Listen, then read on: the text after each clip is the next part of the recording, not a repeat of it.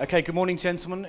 If you could just spend a few moments very briefly, starting with you, Sebastian, tell us exactly what you do and what your responsibilities are. My name is Sebastian Heinzl. I'm the founder and CEO of TripWolf.com. At TripWolf, we combine professional editorial travel content with user-generated content. So on the one side, we have the stuff that you normally only find in books, like from the German Marco Polo guides or the English footprint guides, and we combine that with a community of travelers that updates this content, leaves reviews, and so on. And for that combination, we invented the name Social Travel Guide, and I'm happy to see that it has caught on so that this whole roundtable now is called the Perfect Social Travel Guide. Okay, yeah. I'm Jan Koolman. I'm the founder and co-founder and CEO of Hotel Video Reviews. And our company has white label software solutions, which helps our partners gathering video reviews from their customers, from their travelers. Okay. I'm Diarmuid Russell. I'm the Global Online Director of LearningPlanet.com, so with total responsibility for all of our web operations. Learning Planet, most people know, has been in existence for well over 30 years now. We've got one of the largest active travel communities that's been in existence since 1996, and we are actively exploring ways to make our website even better following our relaunch in November last year. And Jerome? I'm Jerome Tooze, co-founder and co-CEO of Wayne.com, which stands for Where Are You Now? We're based in London. Wayne is a community for travelers that captures the places where you have been, where you are, and where you are going. We founded a company a few years ago, corporation in 2002, but we launched in 2005. We've got 15 million users now, growing by about 10,000 every day worldwide. And my focus essentially in the last 12 months, primarily essentially, given the current crisis that we're facing, has been purely commercial. So basically trying to find money. Welcome.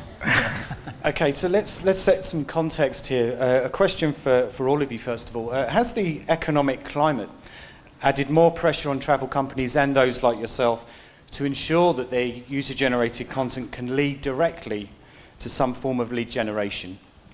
Or is it still considered some kind of value add instead? Let's start. I think that my answer to that question would be yes, in the sense that what we've found in the last couple of months when it comes to display advertising, especially in the US, is that the budgets are getting slashed. I mean, I've seen companies to drop by about 50% in their sort of budgets allocation when it comes to advertising, where before we used to provide the content as to where people were actually where they are and where they're going.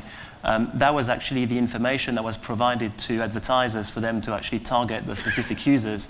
Now they're getting to the point of looking at customer acquisition and lead generation, which is actually a lot more based on ROI and performance driven. So we're seeing that in the US essentially. We haven't seen that too much in Europe yet. But what we're focusing on and what we found to be quite successful is the tourism industry with user-generated content.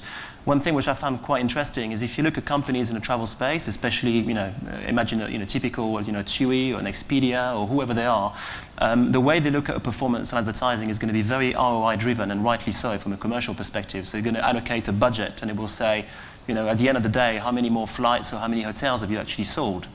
What we found to be the case more interesting with Tourism Board is that they are a lot more social media receptive.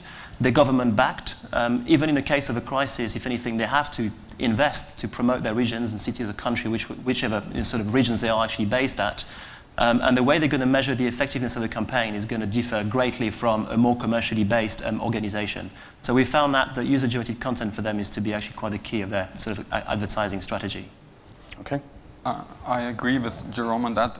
It's hard to, it has become much harder to create a lot of page impressions through user-generated content and then sell CPM advertising next to that. But I still think user-generated content is not a luxury that falls victim to the economic crisis. You just have to use it more smartly. For example, if you have travel bloggers, use them to drive SEO traffic to your site because Google loves fresh content, and then use your user reviews to actually increase lead generation and to increase conversion rates. So there's still a place for user-generated content. Okay. Yeah, and you see larger companies like TUI working with user-generated content as well, and working with video reviews. TUI, they did a test last year with video reviews of the properties, and they gained a 200% higher conversion with that. So it's extremely important to conversion now these days. Of course, every visitor on your websites you have to convert, and every tool you can use for that, especially user-generated content, which helps a lot, is extremely important, even for the larger companies. Yeah. I think it's the strict answer to the question is no, in as much as it's always been more important to get leads than it has been to get traffic and do CPM advertising.